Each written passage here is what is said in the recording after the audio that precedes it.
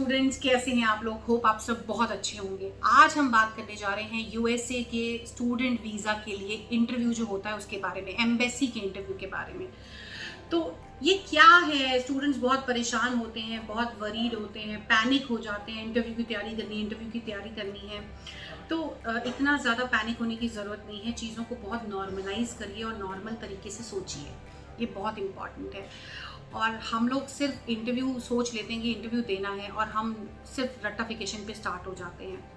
देखिए, इंटरव्यू जो होना है वो सिर्फ 2 से 3 मिनट का होता है और 2 से 3 मिनट में वो ये चेक करते हैं कि आपकी इंटेंशन कैसी है, क्या आप एक एक्चुअल स्टूडेंट हैं या नहीं है। तो आज हम बात करेंगे कि हमें किन किन चीज़ों पे ध्यान देना चाहिए, कौन कौन सी टिप्स पे काम करना चाहिए और कौन कौन सी गलतियां नहीं करनी चाहिए। तो सबसे पहला पॉइंट है कि हमारे सामने एक वाई करके क्वेश्चन आता है और जिसका आंसर हमें देना पड़ता है। तो सबसे पहला क्वेश्चन है आपका इंस्टीट्यूशन, वाई दिस यूनिवर्सिटी, आपकी country, why US, why United State of America. आप इसको जस्टिफाई करिए, वाई नॉट अदर कंट्री। आप इस कंट्री में क्यों पढ़ना चाहते हैं, इस कंट्री को ही आपने क्यों चूज़ किया, इसका आंसर तैयार करिए। आपने ये यूनिवर्सिटी को क्यों चूज़ किया, क्योंकि university, there are an number of universities, almost 5000 से ज़्यादा यूनिवर्सिटीज़, इंस्टीट्यूशंस हैं यूएस के अंदर, और आपने इसी को क्यों चूज़ किया, आप इसको बताइए। आपका कोर्स कौन सा है, आप इस कोर्स में क्यों जाना चाहते हैं, ये बताइए। साथ ही साथ आप ये बताइए कि आपका स्ट्रीम अगर चेंज है, मान लीजिए आप आर्ट साइड से कॉमर्स में जा रहे हैं या कॉमर्स से आर्ट्स में जा रहे हैं, साइंस से मेडिकल स्टूडेंट होके आप आर्ट्स में आ रहे हैं या मेडिकल स्टूडेंट से आप कॉमर्स में आ रहे हैं, तो वाई दिस चेंज, आपने ये चेंजेस क्यों करे, आप ये बताइए।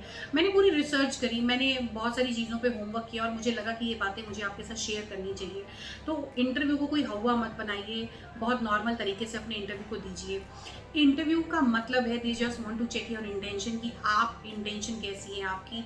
आप इस कंट्री में अगर अप्लाई कर रहे हैं, आप यूएस अगर आना चाहते हैं, तो क्या आप वाकई ही स्टूडेंट हैं।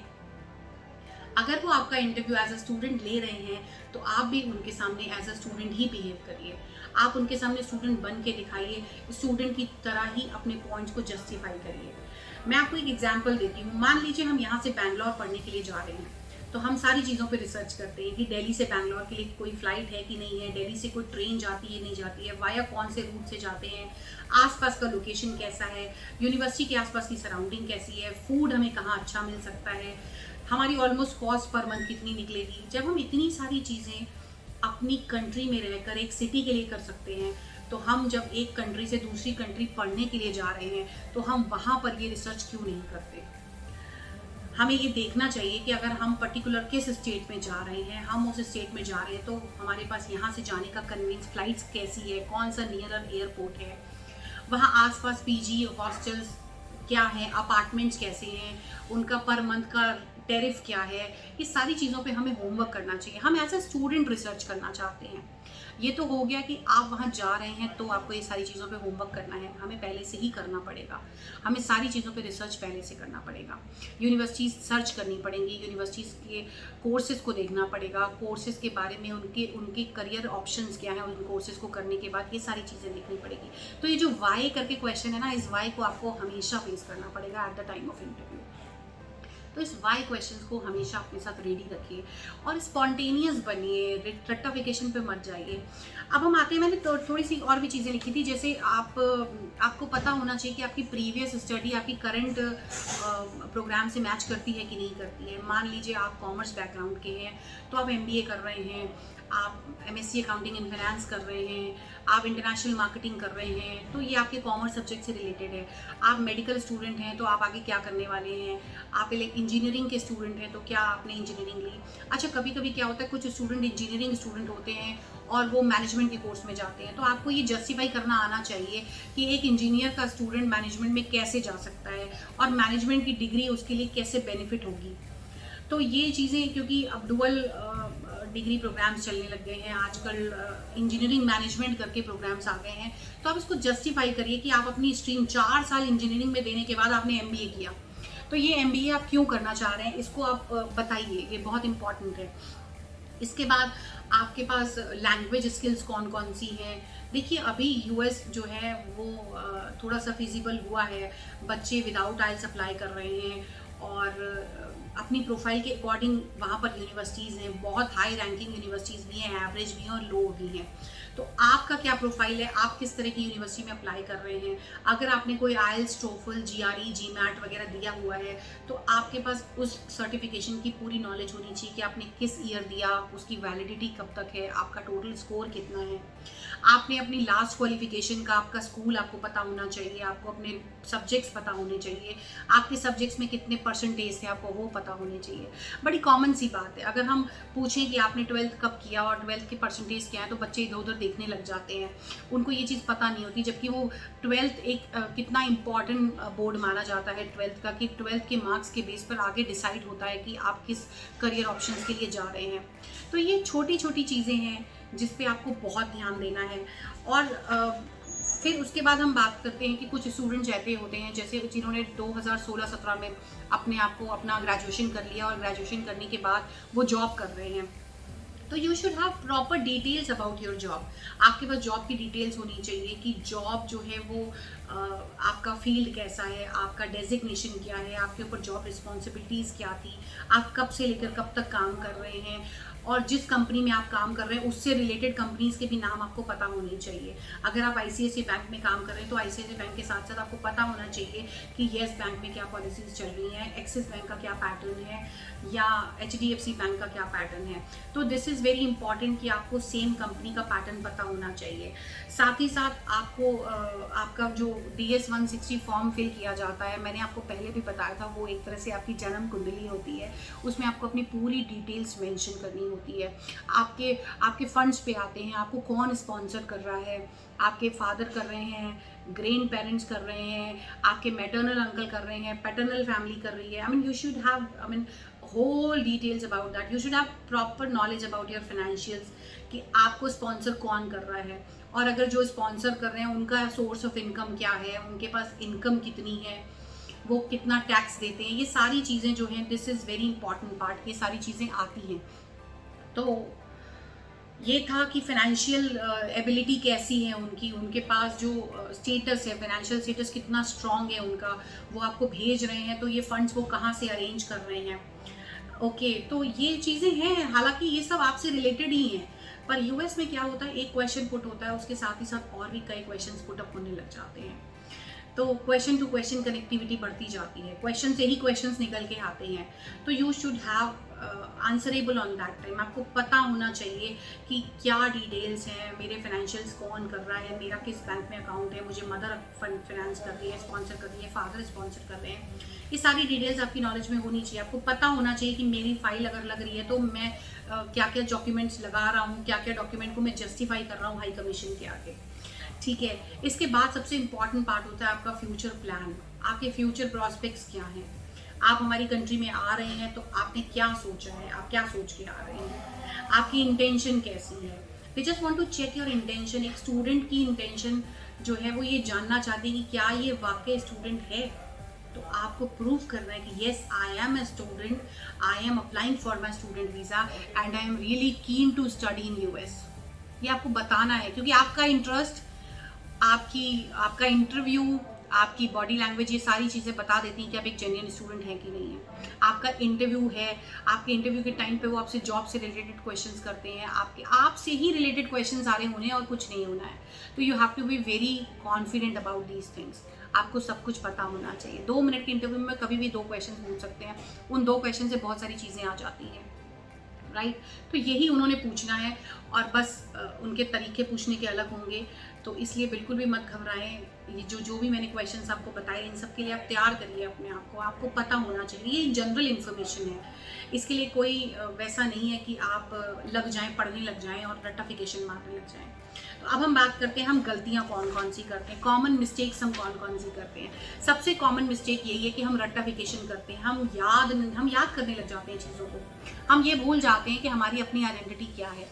अगर आपको कोई इंट्रोडक्शन का पैटर्न समझाया जाता है तो आप इंट्रो उसी हिसाब से ही देते हैं। आप कभी ये नहीं सोचते हैं कि मुझे क्या बोलना है। आप इंट्रोडक्शन भी रट के बोल रहे हैं, अपने बारे में आप बता रहे हैं उसमें भी आप रट्टाफिकेशन कर रहे हैं। Why do you want to study in this university, आप उसको भी रट रहे हैं। वाई दिस कोर्स को भी रट रहे हैं। असेसमेंट ऑफ द कोर्स पे भी रट रहे हैं। मतलब I mean everything you are going for रट्टाफिकेशन। तो रट्टाफिकेशन के पैटर्न को छोड़िए और नेचुरल बाहर निकल के आइए, अपने ओन वर्ड्स में बात करिए। कोई भी बुकिश लैंग्वेज नहीं होनी चाहिए, कोई भी इंटरनेट से कॉपी नहीं होना चाहिए। किसी टीचर ने आपको बता दिया तो आपने वही बोल दिया। देखिए, जो ऑफिसर्स बैठे हैं वो पूरे दिन में कम से कम 2000 लोगों के इंटरव्यू देते हैं और उनके सामने इतने स्टूडेंट्स आते हैं और इतने स्टूडेंट्स को वो 2-2 मिनट दे के चेक कर लेते हैं कि कौन सा स्टूडेंट जेन्युइन है और कौन सा नहीं है। तो आपको अपने आप को जेन्युइन कैसे साबित करना है? जब आप अपने खुद के शब्द बोलेंगे, जब आप नेचुरली बोलेंगे। रट्टाफिकेशन पे नहीं जाना है, बिल्कुल भी नहीं जाना है। इस चीज़ पे ध्यान रखिए। बहुत से इंस्टीट्यूशंस होते हैं, बहुत से आपके सेंटर्स होते हैं जहाँ पर बोल दिया जाता है ये पकड़ लो शीट और तैयार कर लो।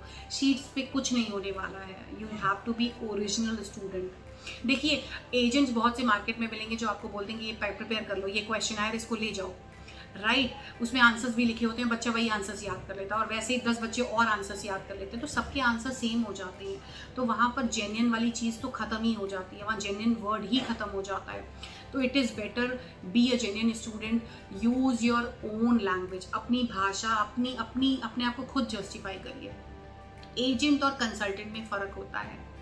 एजेंट जो है वो सिर्फ आपको एज अ केस लेकर चलता है कि भाई इसकी फाइल लगानी है, और कंसल्टेंट जो है वो आपको कंसल्ट करता है, आपको बताता है कि आप अपनी प्रोफाइल में आगे कैसे जा सकते हैं, किस तरह के कोर्स में अप्लाई कर सकते हैं, उस कोर्स को करने के क्या बेनिफिट हैं, ये सारी चीज़ें वो बताते हैं आपको, राइट। तो प्लीज़ इस चीज़ का ध्यान रखिए, कोई रट्टाफिकेशन नहीं करना है। स्पॉन्टेनियस आंसर दीजिए, आपसे जो भी पूछा जाए तुरंत आप बताइए, इधर उधर देखने की ज़रूरत नहीं है। You have to be very spontaneous on that time, right.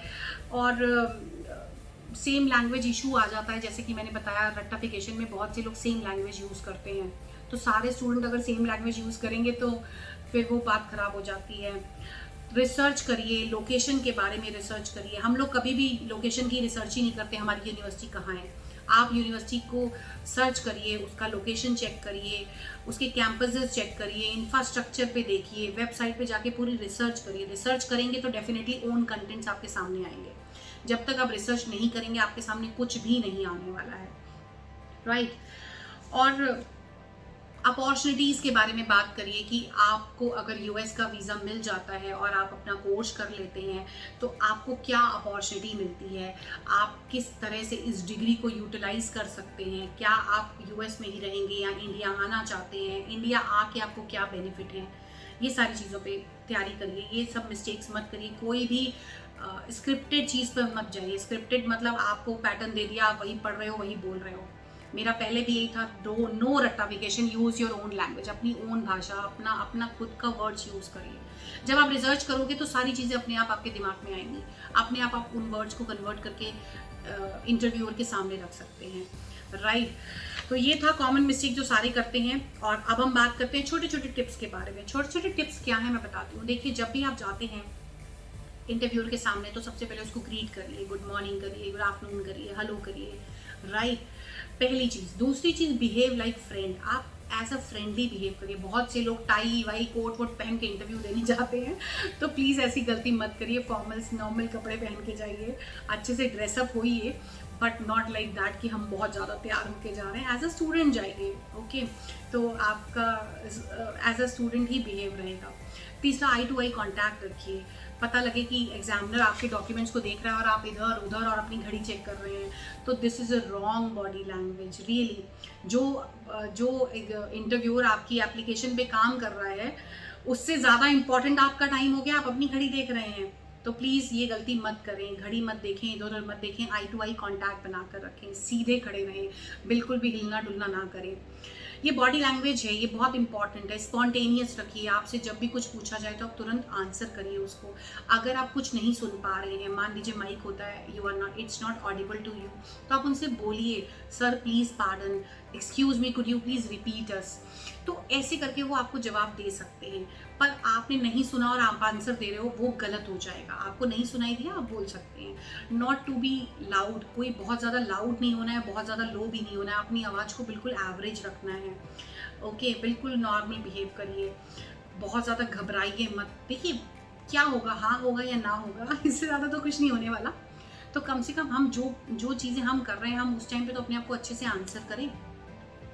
हम बिल्कुल घबराएं नहीं, बिल्कुल कॉन्फिडेंट होकर बात करें, राइट। और एंड में जब आपका इंटरव्यू कंप्लीट हो जाता है तो वो आपको बोल देते हैं कि तब आपने उनको जब कुछ बताया तो आप उनको सीधा स्माइल के साथ थैंक यू करिए।